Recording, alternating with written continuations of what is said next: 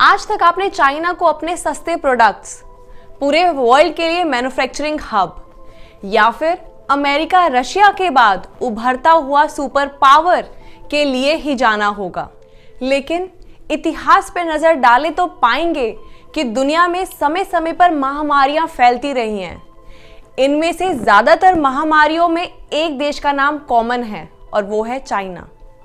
इसमें चाहे 19वीं सेंचुरी की स्टार्टिंग में फैले प्लेग की बात हो, जो चाइना के वुहान शहर से होकर इंडिया समेत पूरे एशिया में फैल गया था।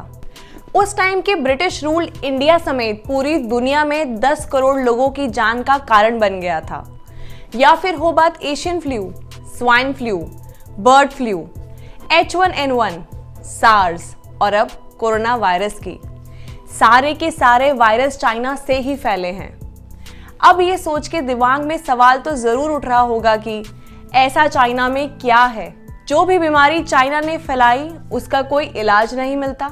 इसी बात की तह तक जाकर आपको बताऊंगी कि आखिर क्यों दुनिया में तबाही मचाने वाली ढेरों महामारियां चीन से ही पैदा होती हैं और आखिर क्यों चाइना की ताकतवर सरकार इनको पैदा होने से रोकने में असमर्थ है। आप सब बने रहे मेरे साथ इस वीडियो के एंड तक। आप सभी भली भांति जानते होंगे कि चीन में कोरोना वायरस का प्रकोप चल रहा है। चाइना के एक शहर वुहान में कोरोना वायरस नाम का रहस्यमय डेडली वायरस फैल गया है। अकॉर्डिंग टू साइंटिस्ट, ये वायरस वाइल्ड एनिमल से ह्यूमन में आया है। अभी तक यही पता चल पाया है कि ये चमगादड़ या फिर सांप जैसे जंगली जानवरों को खाने से इंसानों में आया। लेकिन इतना पक्का है कि यह बीमारी इंसानी बीमारी नहीं है और अब ये कॉन्टेजियस डिजीज की तरह ह्यूमन टू ह्यूमन फैल रहा है और अभी तक इसका कोई इलाज नहीं ढूंढा गया है। ये जानवरों की बीमारी है जो इंसानों में फैल गई है और इसीलिए इंसानों के पास फिलहाल इसका कोई इलाज नहीं है। ऐसी बीमारियां ज़्यादा खतरनाक होती हैं क्योंकि हमें उनके बारे में कुछ भी जानकारी नहीं होती। ना कोई रिसर्च, ना कोई हिस्ट्री, ना कोई एक्सपीरियंस, ना कोई वैक्सीन और ना ही कोई दवाइयाँ।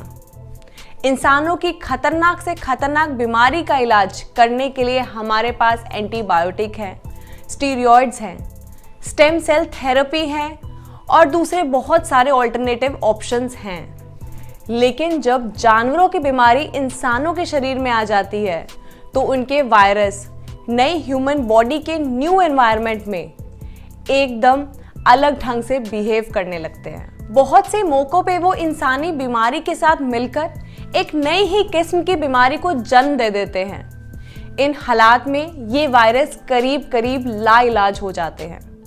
जब तक उनका कोई इलाज निकलता है तब तक कई महीने या फिर साल बीत चुके होते हैं और बड़ी संख्या में लोगों की जान जा चुकी होती है। अफसोस की बात है कि यही हाल आजकल हमें कोरोना वायरस की वजह से देखने को मिल रहा है। अब सबसे बड़ा सवाल उठता है, चाइना ही क्यों? ऐसा क्या अलग है चीनी लोगों में या फिर चीनी जानवरों में जिससे अनक्यूरेबल डिजीजेस फैल जाती हैं? जैसा मैंने बताया, 1985 का प्लेग भी चाइना से ही फैलना शुरू हुआ जिसमें 10 करोड़ से भी ज़्यादा लोग मर गए थे। 1957 में आए एशियन फ्लू जिसने पूरी दुनिया में तबाही मचाई, वो भी चीन से ही निकला। वहीं 2002-2003 में जब सार्स का प्रकोप फैला, वो भी चाइना से ही था। H1N1 स्वाइन फ्लू के बारे में आप जानते ही हैं कहां से आया। बट मेन क्वेश्चन अभी यही बना हुआ है कि चाइना ही क्यों जड़ है इन सभी महामारियों की। साइंटिस्ट और डॉक्टर्स के रिसर्च एंड एक्सपीरियंस के बेसिस पे कई कारण सामने आए हैं। सबसे प्रमुख कारण चाइनीज लोगों का वाइल्ड एनिमल्स जैसे कि चमगादड़, सांप, मेंढक और पता नहीं क्या क्या खाते हैं। अब सवाल उठता है, ये सब तो साउथ एशियन कंट्रीज जैसे कि वियतनाम हो गया, थाईलैंड, हांगकांग जैसे देशों में भी खाया जाता है। चीन ही क्यों? चीन के लोगों के खाने में फर्क ये है कि ये लोग कच्चा खाते हैं। अगर उसको पका के खाया होता तो उसको पकाने से उसका वायरस मर जाता और ये वायरस इंसानों में नहीं आता। और ऐसा कई बार सरकार की लापरवाही के कारण भी वायरस ज्यादा फैल जाता है। कोरोना वायरस के मामले में भी यही देखा गया। चाइना के हीरो डॉक्टर ली वैंग लियान ने अक्टूबर में ही बता दिया था कि सार्स की फैमिली से मिलता जुलता वायरस इंसान के शरीर तक पहुंच चुका है, लेकिन चाइना गवर्नमेंट ने पूरे विश्व के सामने अपने देश की छवि बिगड़ने के डर से उस डॉक्टर की वार्निंग को अनदेखा कर दिया और लापरवाही का इंतजाम चाइना समेत पूरा विश्व भुगत रहा है।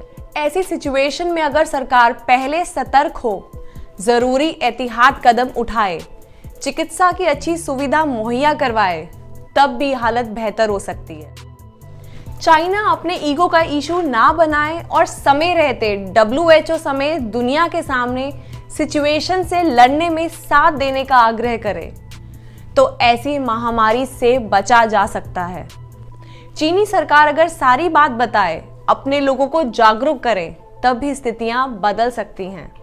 हालांकि चीनी सरकार से ये थोड़ी ज़्यादा उम्मीद हो जाएगी, क्योंकि चीनी सरकार इंफॉर्मेशन शेयर करने के लिए नहीं बल्कि छिपाने के लिए ज़्यादा जानी जाती है।